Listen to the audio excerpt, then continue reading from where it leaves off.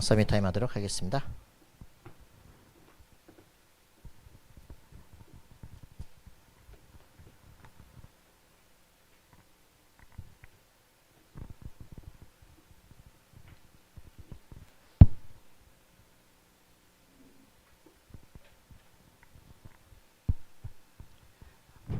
네. 오늘은 지난 시간에 이어서 기독교적 고전 교육 두 번째 내용을 정리해 보겠습니다. 지난 시간에 제가 그 사막가에 대해서 간단하게 설명을 했는데 혹시 잊으셨을까 해서 이제 리뷰하기 위해서 첫 번째 단계는 문법 단계 또는 이제 언어에 대해서 언어의 기본적인 것을 배우는 단계고요. 이제 저자는 이제 이거를 지식 단계다라고 표현을 했습니다. 이제 그렇게 처음에 1단계 배운 걸 가지고 두 번째 단계는 이제 논리를 표현을 하는 거고요. 이걸 이제 저자는 이해 또는 명철의 단계다. 그리고 세 번째 단계 그 학과는 이제 수사 단계인데 이제 뭐 이 사람은 이제 지혜의 단계다. 이렇게 세 가지 용어로 구분을 했습니다. 그에 대해서 오늘 그 사막가를 각각 어떻게 학습을 하느냐에 대해서 이분이 조금 더 구체적으로 설명을 하는데 조금 요약을 해서 보도록 하겠습니다. 첫 번째 언어 학습을 어떻게 할 것이냐. 학습을 하기에 앞서서 이 언어가 왜 중요한지를 얘기를 하더라고요. 그래서 첫 번째 이런 얘기를 해요. 모든 지식과 문화는 언어로 전달이 된다. 언어가 없으면 지식이나 문화가 전달이 안 된다는 뜻이겠죠. 그래서 언어에서 시작한다.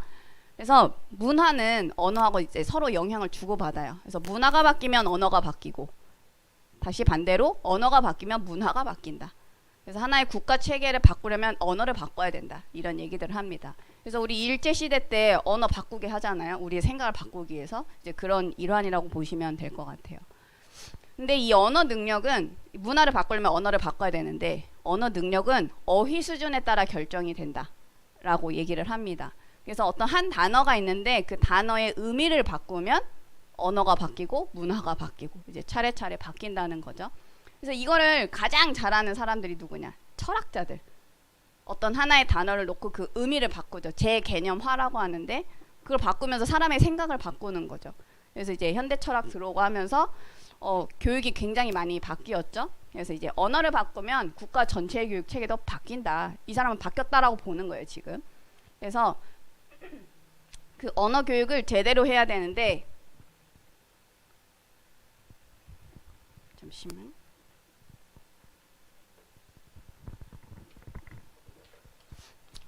그래서 언어를 제대로 교육을 해야 되는데 이 언어를 제대로 공부할 수 있는 기관이 어디냐? 학교가 아니고 가정이다. 어디라고요? 가정이다. 근데 이제 그 가정에서 해야 될 것을 학교로 이제 뺏기면서 이제 우리의 언어 체계나 이런 것들이 다 무너졌다라는 거죠. 그래서 문화도 변질됐다. 이분이 강조하는 언어 교육은 성경의 언어를 얘기를 하고 있어요. 특히 이제 그 기독교 교육의 기본이다라고 하는데 이제 그 세 가지로 그 히브리어, 헬라어, 라틴어를 얘기를 하고 있습니다. 이분은 이렇게 얘기를 해요. 뉴에이저들도 원어 서적을 읽고 연구를 하는 그 가치를 아는데 오히려 이제 기독교인들은 그런 걸 많이 놓치고 있다. 우리 원래 성경은 뭐로 쓰였는지 아시는 분도 계시겠지만 언어가 따로 있었습니다. 지금은 번역이 돼서 한국에서 한국말로 된 성경을 보고 있는 거고요. 그래서 이제 원래 쓰였던 언어인 히브리어, 헬라어 그리고 이제 그 처음 번역이 되었던 그 라틴어 등을 이제 교육해야 된다. 이렇게 얘기를 하고 있습니다. 그래서 이제 이분이 만약 이 세 개의 언어 중에서 하나만 배워야 된다 하면은 우선 헬라어를 배워라. 만약에 세 개 중에 두 개를 해야 된다 하면은 헬라어 그리고 라틴어를 배워라. 그리고 세 개 다 할 수 있으면 제일 좋다. 히브리어까지 하면 제일 좋다. 헬라어는 그 신약 성경이 쓰여진 그 처음 언어거든요. 그래서 헬라어 그리고 라틴어는 영어나 또는 전문 학문의 라틴어로 쓰여진 언어가 많다고 합니다. 그래서 라틴어를 또 강조를 하고 있고 헬라어와 굉장히 비슷한 언어이기 때문에 헬라어를 익히는 데 도움이 많이 된다 얘기를 합니다. 그리고 히브리어는 구약 성경의 언어이기 때문에 중요하다 얘기를 합니다. 그래서 한 8세 때까지는 그 어떤 알파벳, 그러니까 영어로 하면 파닉스죠. 알파벳의 기초, 발음 체계, 발음 기호 이런 것들을 좀 암기를 시키고요. 특이하게 이렇게 하더라고요. 알파벳을 앞에서부터 A, B, C, D 하는데 뒤에서부터 Z, 뭐 X, Y, Z, Y, X 이런 식으로 뒤에서부터도 하게 하더라고요.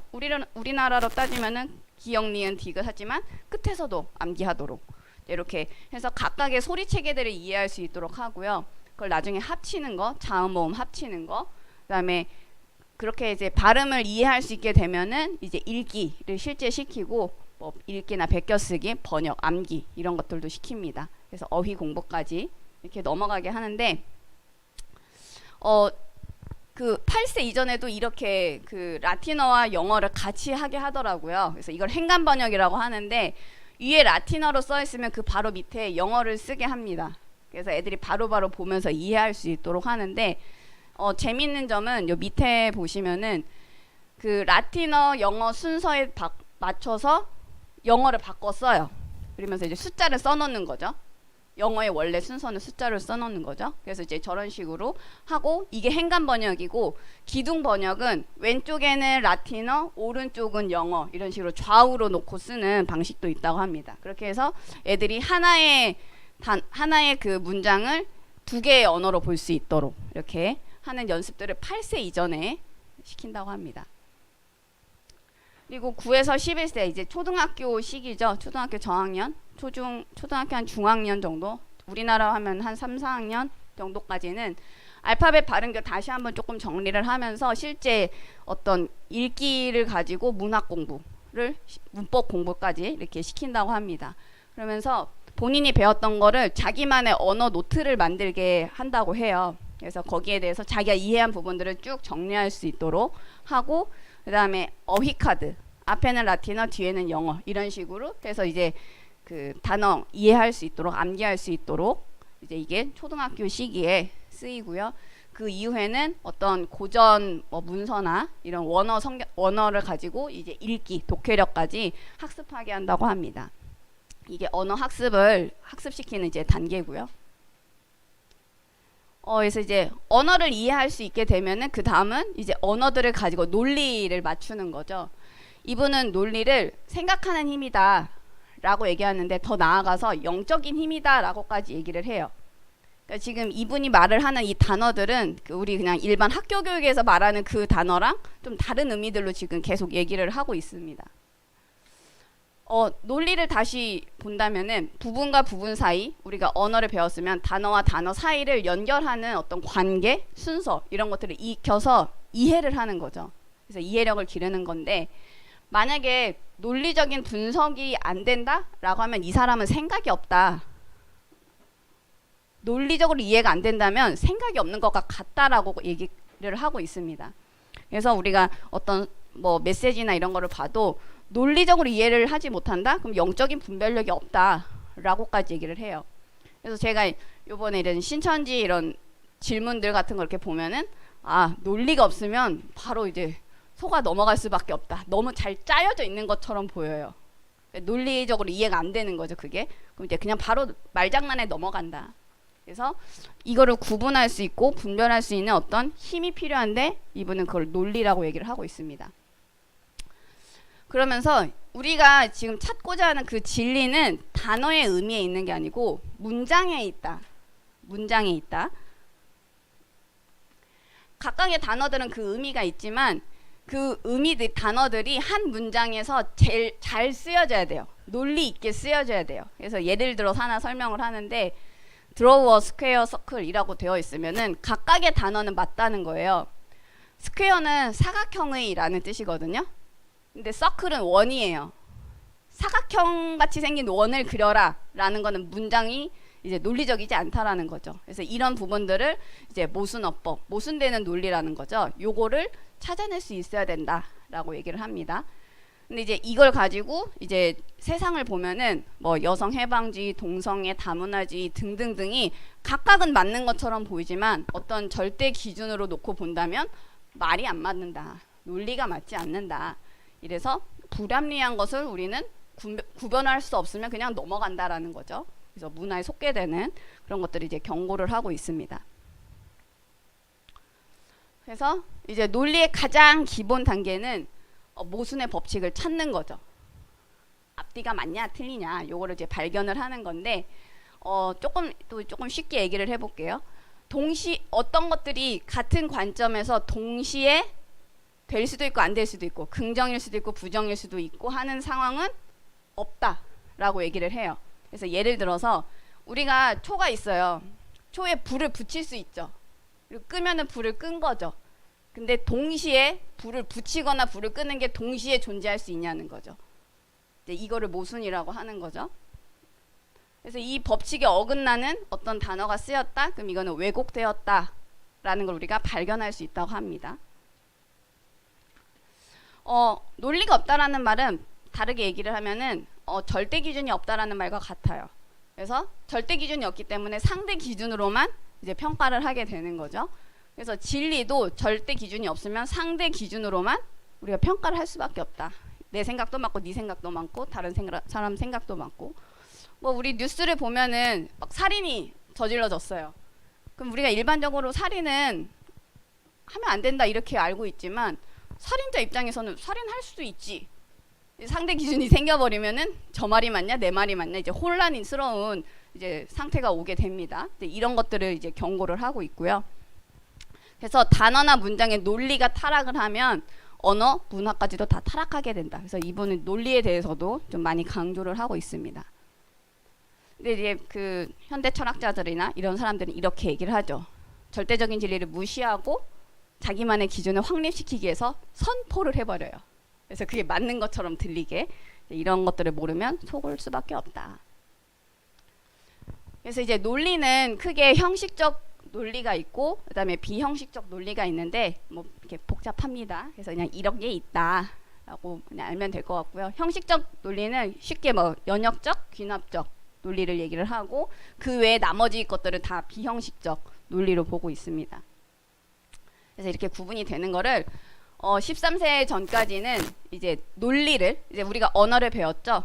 언어를 배운 다음에 문장이나 어떤 글을 가지고 이제 기본적인 논리 기술들을 익혀요. 그래서 제가 이 논리 기술 훈련을 하는 걸 봤을 때 애들을 생각하는 훈련을 시키는 것 같았어요. 그래서 이제 13세 이전까지는 어떤 게임 같은 거, 그래서 생각하는 전략 게임 이런 것들을 좀 많이 활용을 하는 것 같고요.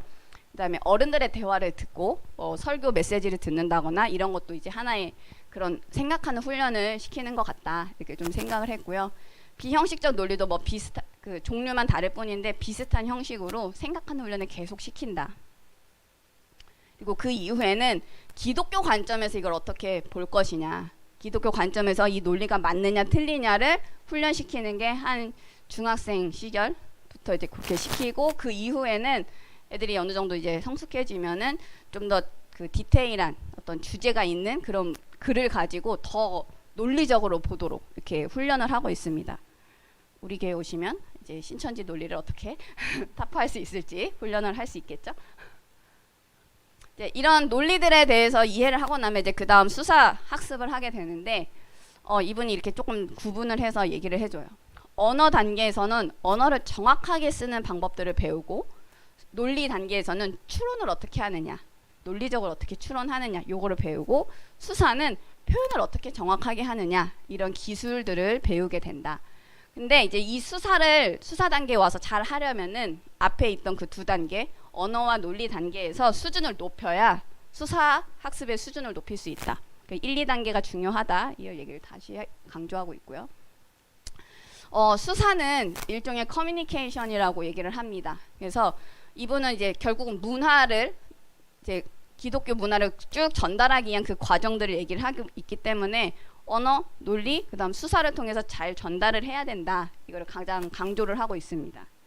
그래서 뭐 수필, 평론, 산문, 또 연설, 뭐 논쟁하는 거, 토론하는 거 이런 것들을 중점적으로 하는 게 수사 단계고요. 강조하는 부분은 기독교인은 좋은 전달자가 돼야 된다. 여기에 대한 사명을 가져야 된다. 소명을 갖고 수사학을 배워야 된다. 얘기를 하고 있습니다. 그러면서 문화 전쟁은 단어 전쟁이다. 이 단어를 적재적소에 어떻게 연설이나 이런 그 글 안에다가 넣을 수 있는지 강한 어휘를 써야 된다. 이렇게도 얘기를 하고 있고요. 그 단어나 이 아까 앞에서 얘기했듯이 단어가 재개념화 되었잖아요. 다른 동기로 쓰인 단어들이 있다는 거예요. 그거를 방어를 해야 된다. 그러려면 수사학을 잘 할 수 있어야 된다. 얘기를 하고 있습니다.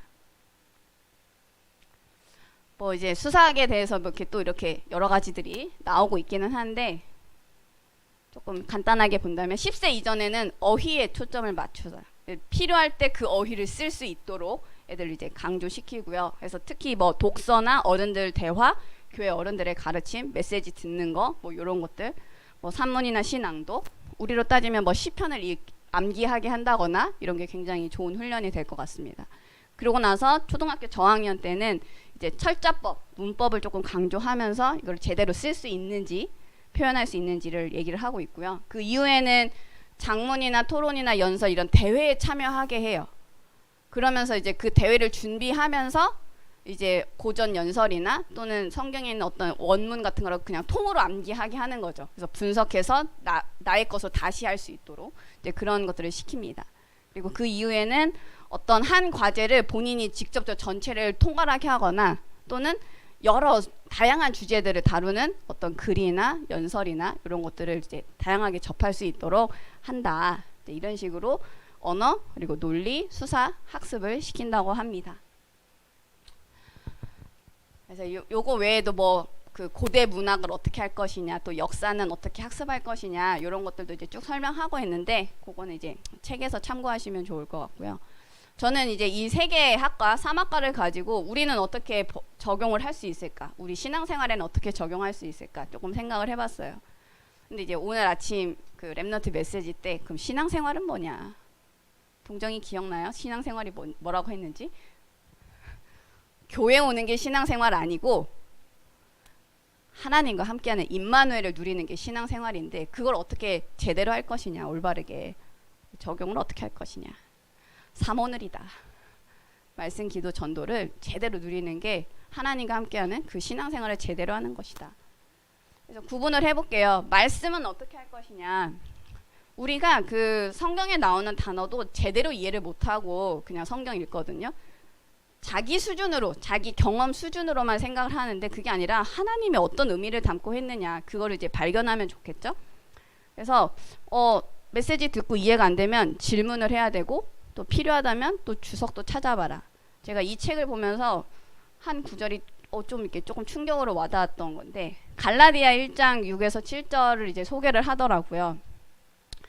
여기 보면은 그리스도의 은혜로 너희를 부르신 이를 같이 속히 떠나 다른 복음을 따르는 것을 내가 이상하게 여기노라. 바울이 얘기하는 거예요. 다른 복음은 없나니 어떤 사람들이 너희를 교란하여 그리스도의 복음을 변하게 하라 함이라. 근데 이게 이제 주석이나 이런 걸 찾아보면 원문이 나오죠. 그 헬라어로 앞에 있는 다른 복음, 빨간색으로 표시한 다른 복음은 그 헤테로스라는 뜻인데 완전히 다른 걸 얘기한대요. 근데 두 번째 줄에 보면 다른 복음은 없나니 할 때 그 복음은 알로스라는 단어로 쓰였대요. 이거는 비슷한데 또 다른, 비슷한 건데 또 다른 걸 얘기를 한대요. 그래서 앞에 얘기한 건 뭐냐, 완전히 다른 복음은 없는데 완전히 다른 복음을 너희가 지금 따르고 있는데 비슷한데 다른 복음은 없다라고 얘기를 하는 거예요. 지금 바울이. 그러면서 그리스도의 복음을 변하게 하는데 그 변한다의 의미는 뭐냐면 곡해하다. 복음의 방향을 완전히 바꿔버린다. 아, 신천지네. 완전 곡해하게 만드네. 제가 이제 이런 것들을 생각을 했고요. 만약에 우리가 지금 우리 교회 안에서도 복음, 목사님 말씀 전하시는 것 또는 이제 우리가 성경 읽고 메시지 듣는 거 곡해할 수 있다. 잘못 이해하면. 이런 부분을 좀 염두에 두면서 말씀이 지금 하나님의 말씀을 내가 받아들여지고 있느냐 점검해 봐야겠다. 말씀을 통해서 생각을 했습니다. 근데 이제 이 말씀이 있는데 이거를 어떻게 이해를 하느냐, 이제 그게 기도인데 이번 주에 이제 목사님과 사모님과 대화를 하다가 제가 또 충격을 받았어요. 우리가 그냥 기도하는 게 아니라 말씀 놓고 기도를 하잖아요. 근데 말씀을 그럼 어떻게 묵상하느냐, 왜 오늘 성경 구절이 오늘 메시지의 본문으로 쓰였는지 생각해보라. 오늘 구절? 고린도후서 2장 5에서 17절인데 왜 오늘 이 제목을 이 본문을 가지고 말씀을 하시느냐 생각해봐야 된다. 그리고 두 번째는 우리가 이번 주간에 나오는 메시지들이 여러 가지가 있죠. 근데 그거를 한 단어, 한 문장으로 요약해라. 저희 오늘 아침에 하나님의 통치라는 말씀을 하셨거든요. 하나님의 통치와 25응답. 근데 오늘 또 지금 선포되는 말씀, 이 두 가지를 어떻게 연결해서 한 단어, 한 문장으로 요약할 수 있느냐? 이걸 정리를 해서 그걸 놓고 기도를 하는 거죠. 그게 말씀을 이해하는 과정이다. 근데 우리가 일반적으로 신앙생활하면 말씀 기도해서 끝나요. 근데 하나님이 원하시는 신앙생활은 그게 아니에요. 하나님과 함께하는 가장 그 궁극적인 목적은 우리가 전달을 하는 게 하나님이 원하시는 방법이죠. 그래서 우리 수경이 내가 만난 그리스도 확실합니까? 응, 맞아요. 그럼 내가 만난 그리스도를 이제 전도 자료로 준비해야 된다. 그 다음 사람한테 전할 수 있도록. 그래서 나의 대매색을 한번 다들 써보시라. 내가 진짜 그리스도 만났느냐 점검해 보시고 그 다음 사람에게, 옆 사람에게 전할 수 있도록 자료를 한번 준비해 보시기 바랍니다. 그래서 말씀기도 전도로 하나님과 함께하는 그 진짜 올바른 신앙생활을 하셔야 되는데 이거를 어디서 가르쳐야 되느냐? 가정과 교회에서 가르쳐야 된다. 특히 유아교육, 초등교육, 중고등 교육, 대학까지 배우는 시기 안에는 이 부분을 반드시 강조해야 된다.